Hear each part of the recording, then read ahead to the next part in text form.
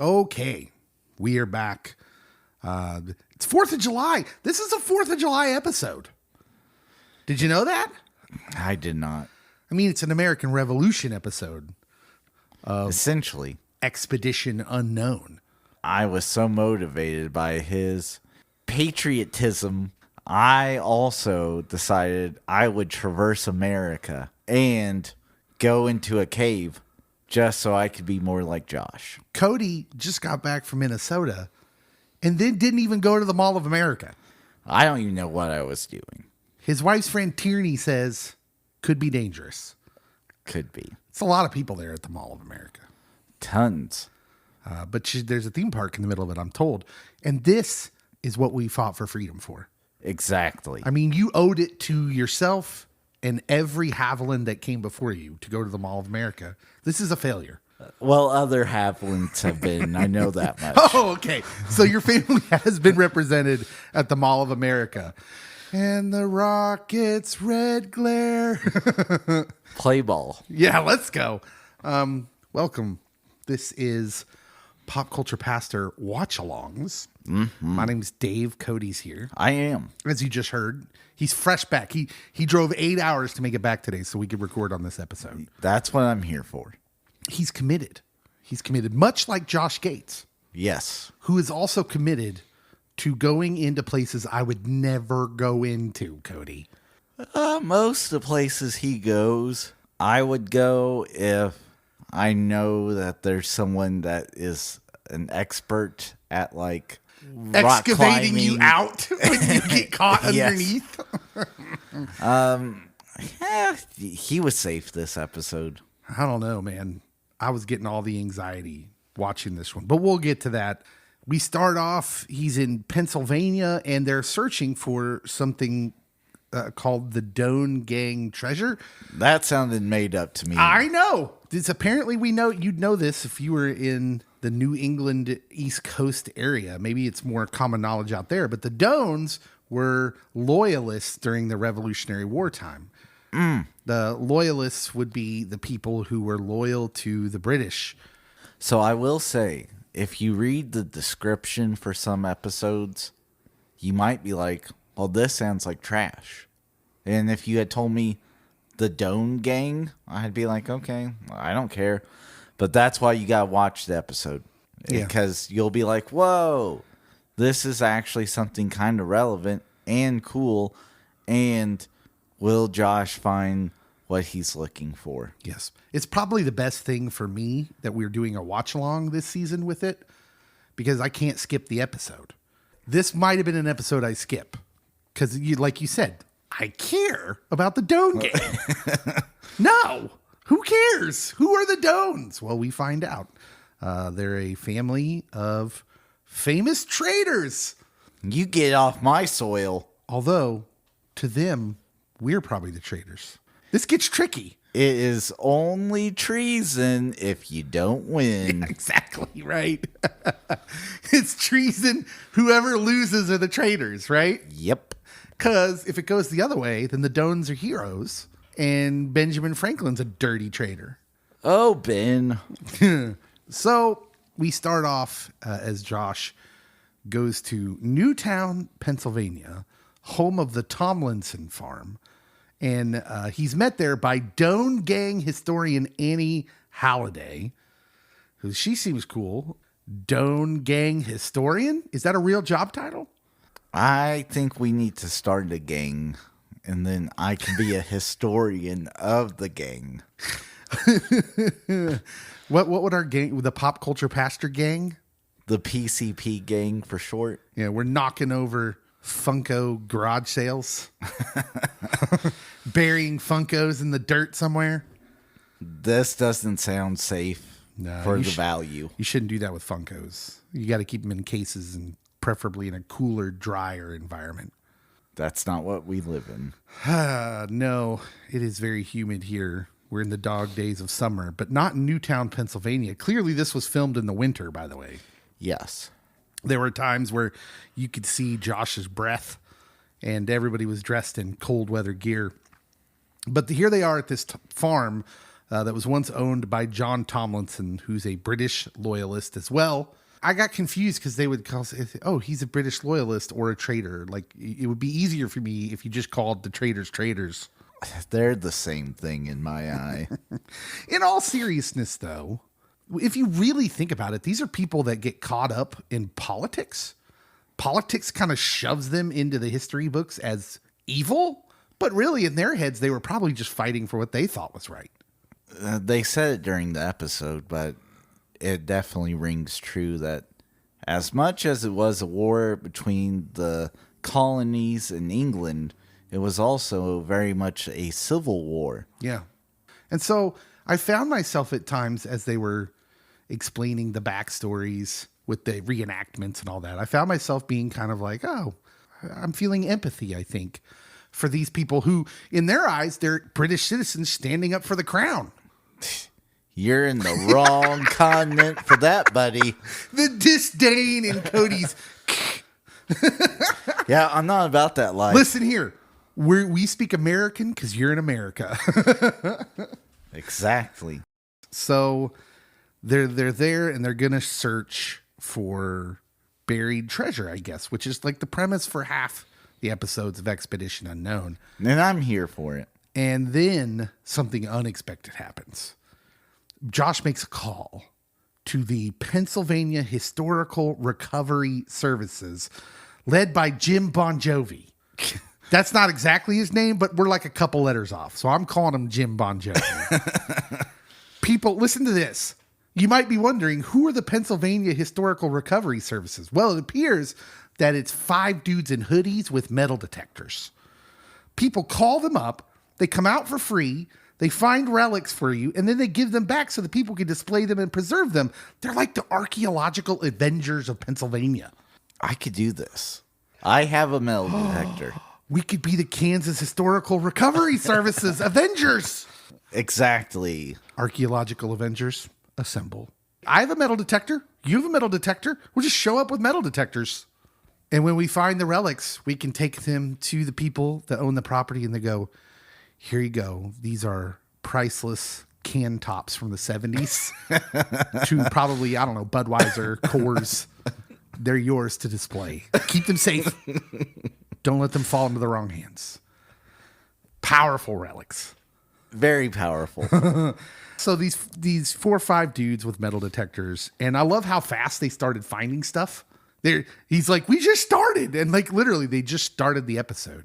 Sometimes life does be like that. Mm-hmm. First of all, just coins everywhere in what appears to be this dude's yard. You're going to find King George's left and right. My metal detector, as I'm watching this, is sitting in the corner of the room, still in the box, and watching them find coins in this like well manicured mowed yard. And I'm getting like motivated. I'm like, oh man, this is so cool. I should bust out my metal detector and search my yard. And then just knowing in the back of my head, yeah, you're finding nothing but beer can tops from the 70s and nails. A lot of nails. Occasionally, you might find a wheat penny or a quarter. And if kids have been there, maybe some Hot Wheels. I love how you said quarter. Sometimes you find a quarter, my man, and that's when the big bucks start rolling in. This quarter is from 1982. Yes. It's from antiquity.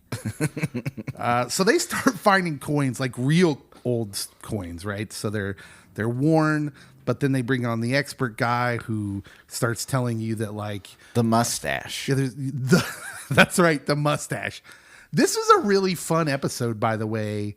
Josh was feeling kind of light, seemed like. Mm-hmm. So he's feeling really jokey.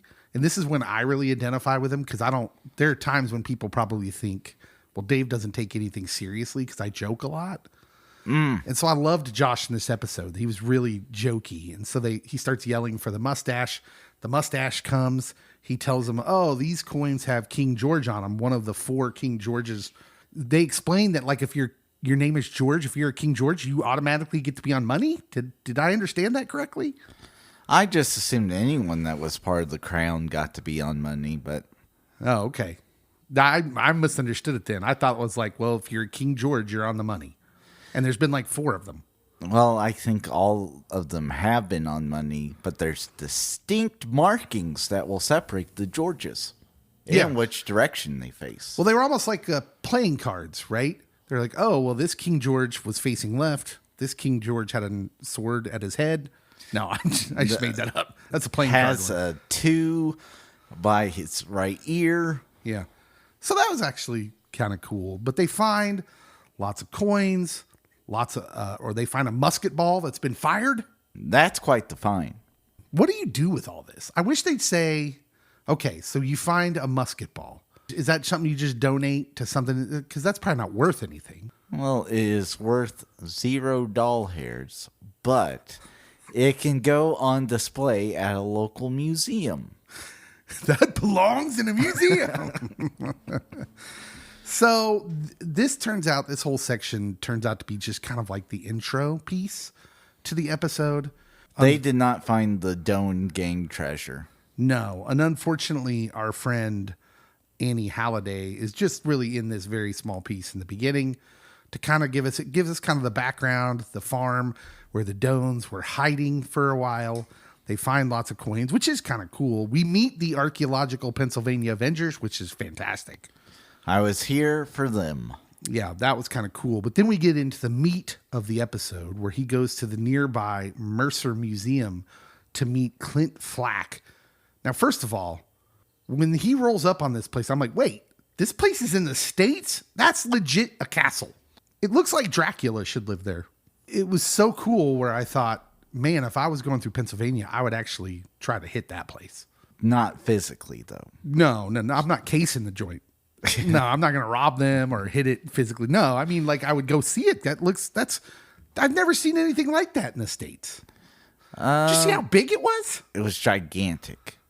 This guy, he had a passion for history. Oh, man. Well, not all history. He has a passion for the Doan Gang. Yes, and pirates. Okay. Let's talk about that for a second. He's like, well, I am obsessed with the Doan Gang. But then he's like, I've been obsessed with pirates since I was a child. And I'm like, whoa, wait a minute. Pirates? Bro, you live in Pennsylvania. You're landlocked. And he says he became interested in land pirates. And I'm just like, land pirates isn't a term, my friend. You just made that up so it would fit with your story. It's a term that I'm going with. Are we just repurposing that word so it fits Clint's story? Land pirates are real. Oh, okay. Yeah, well, I mean, I'd never heard of the Jesse James gang referred to as Jesse James land pirates. Seems like a weird term. Must be an East Coast thing. That's it. Yeah. You see, that whole section was weird because I'm just like, nope, land pirates. What is this Mad Max thing? Yes. Now that would be cool if we could somehow segue this into Mad Max. Anya Taylor-Joy shows up. A few cars get wrecked. Guy plays a flame-throwing guitar. All in a day's work. And then there's Josh Gates to give us comedic relief. Why is it, Cody, that every legend about gangs that pull off these big heists, the gangs always, according to legend, bury the money? Wouldn't they, have spent it? Why do we now think that these people back then, and I don't know if this is a rhetorical question, if you're going to have an answer for me, but why do we now always have these legends of buried treasure? Like, why wouldn't these people have stole the money and then, I don't know, spent it? Well, some money in stolen treasures, like it'd be noticeable if you spend it, especially like if there's precious gems or something like of that nature. This, I think the only reason that they probably say that this legend persists is because they don't live super long after it. You either had to give the money to family or friends or trusted other British loyalists, And they spent it.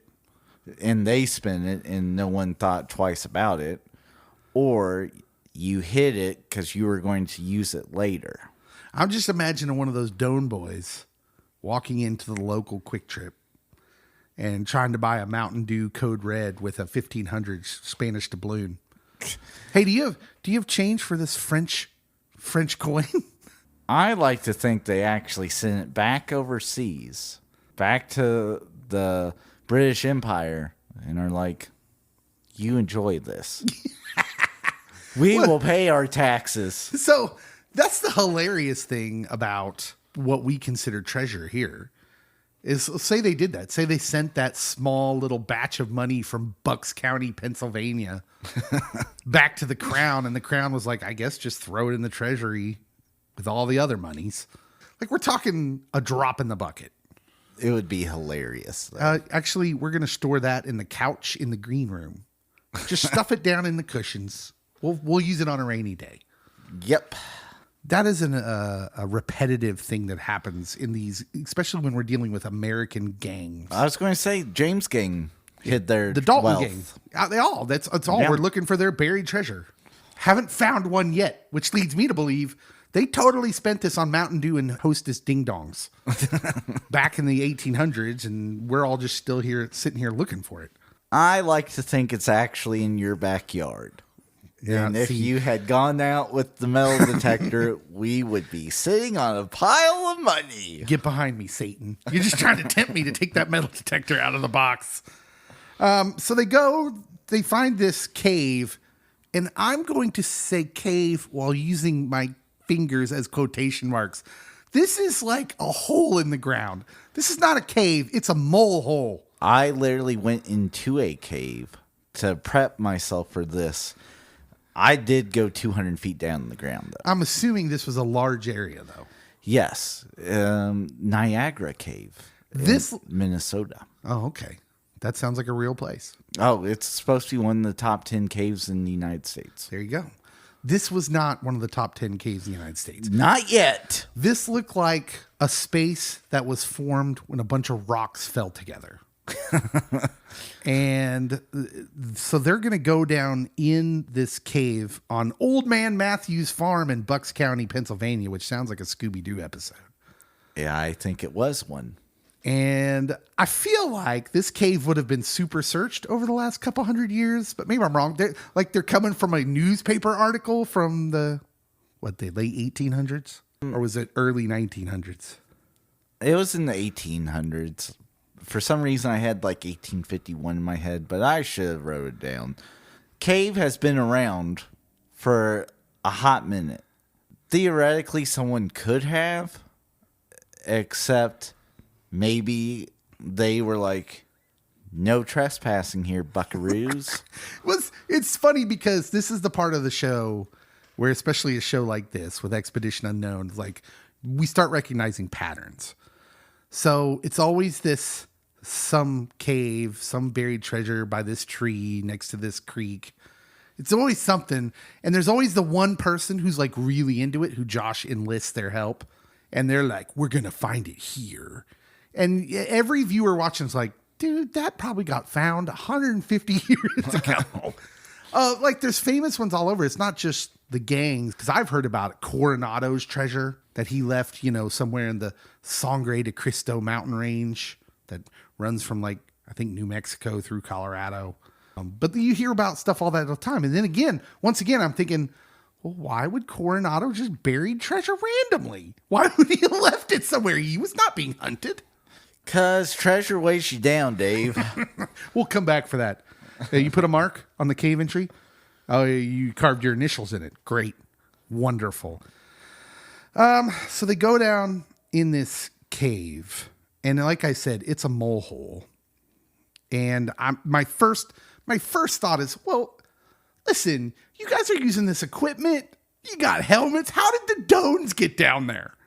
Gracefully. I mean, Josh and Clint barely get down there with their fancy equipment. They can't even stand up. And the Doans buried treasury money down there?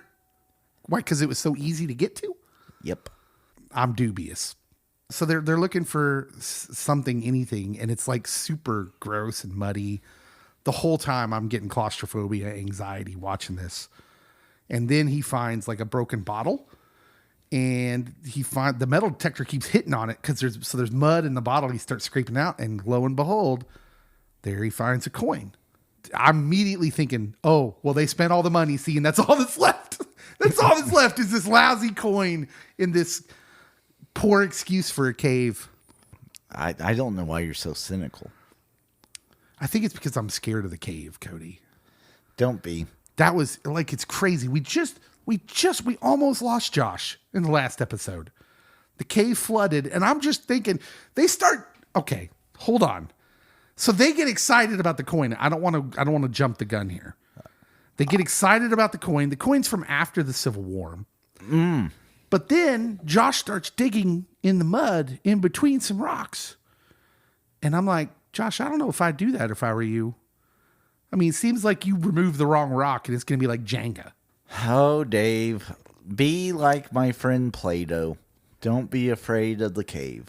I thought you were going to say Star Wars. Don't be afraid of the cave. Although Yoda told Luke to be very afraid. He did. I think. But he basically finds an opening and he's like, it's a whole other room. And I'm like, come on, Josh, that's not a room. I mean, I think if we're qualifying rooms, it's got to be at least a few feet across. It's a whole nother room. It's a pocket of air. And I have here in my notes, Josh cursed. He does that. Yeah. He doesn't do it often, so I wrote it down in my notes. They said, oh, this part of the cave must have been sealed up. And my first thought again was like, well, did you consider the possibility that it caved in? Because they start bringing jackhammers, Cody.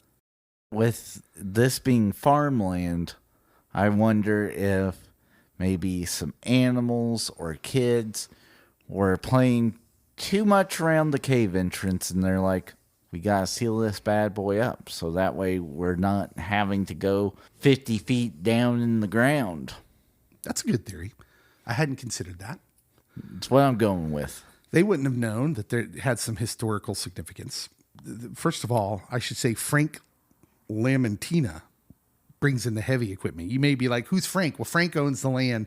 He comes rolling up on a tractor like he's Thor, god of farm equipment. He makes a grand entrance and they start jackhammering in this hole, to which I'm just like anxiety at an all-time high right now while I'm watching this. And I'm like, really? Jackhammers? This is what we're doing. I had no beef.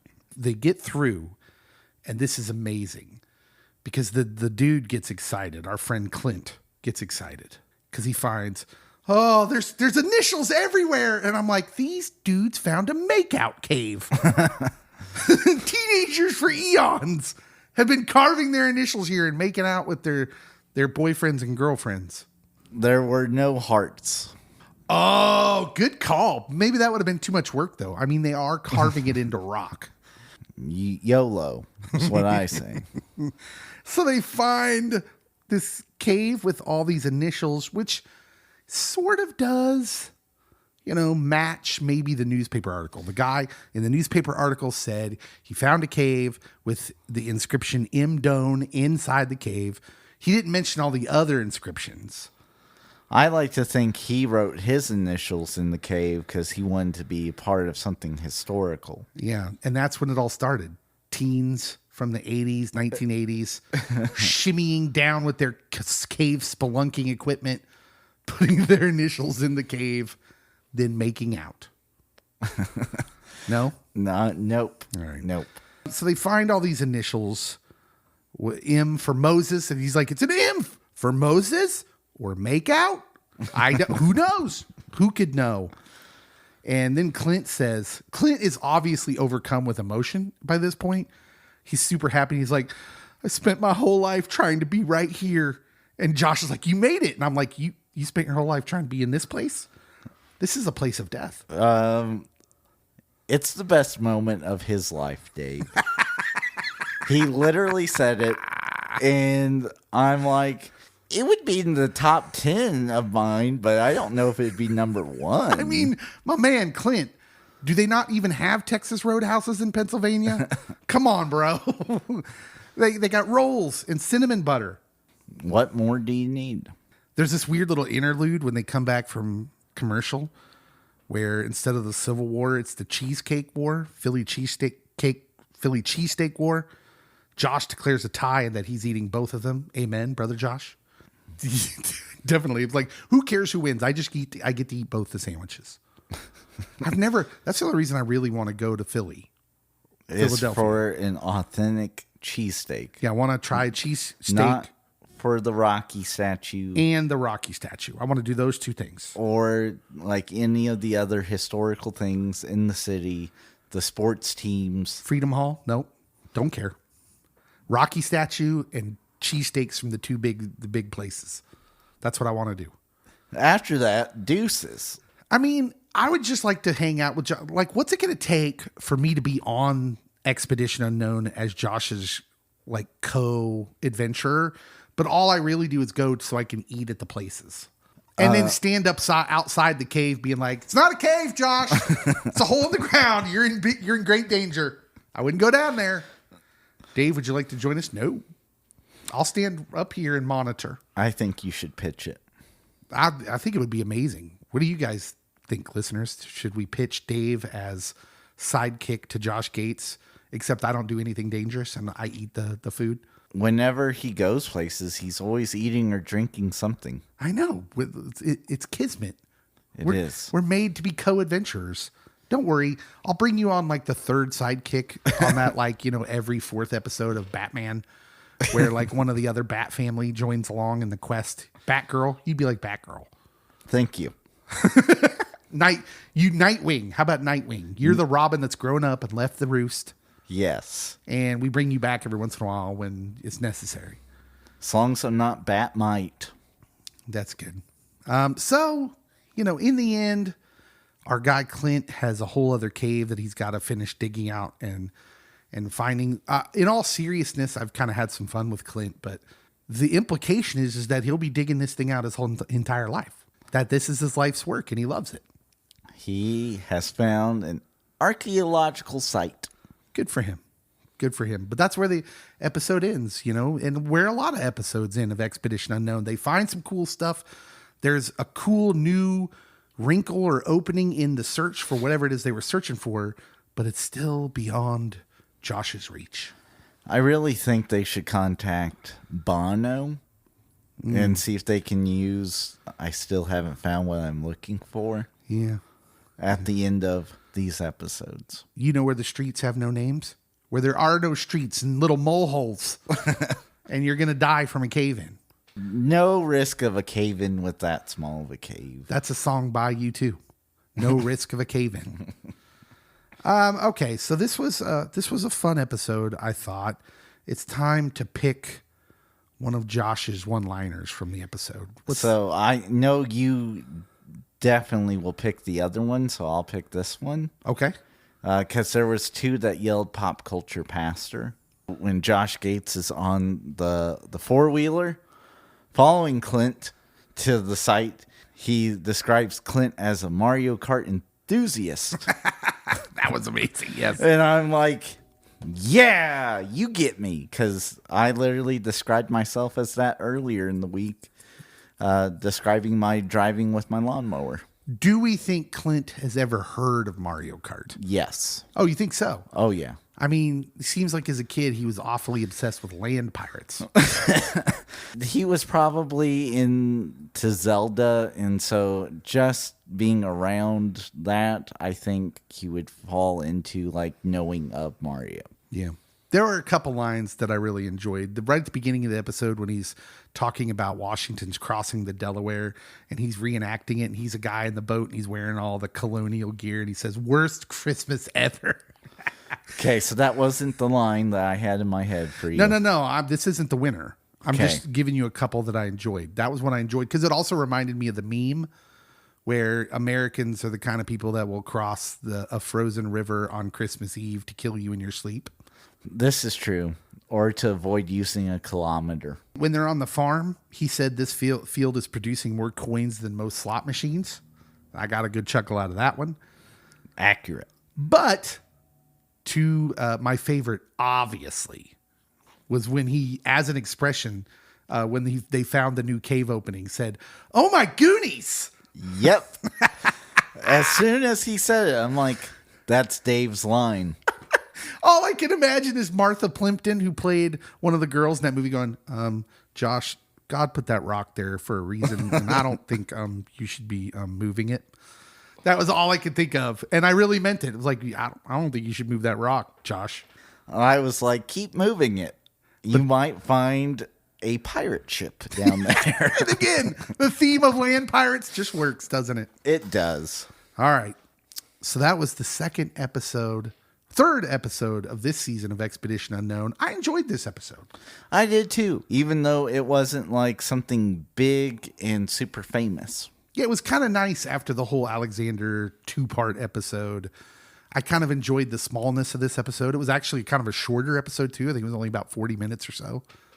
I was good with it. Yeah. And so I really liked it. And I think Josh is getting better with age. We're in season 13 now. I think he was in prime form this episode. He's just dropping one-liners, being funny, eating Philly cheesesteaks. As a Josh does. Yeah.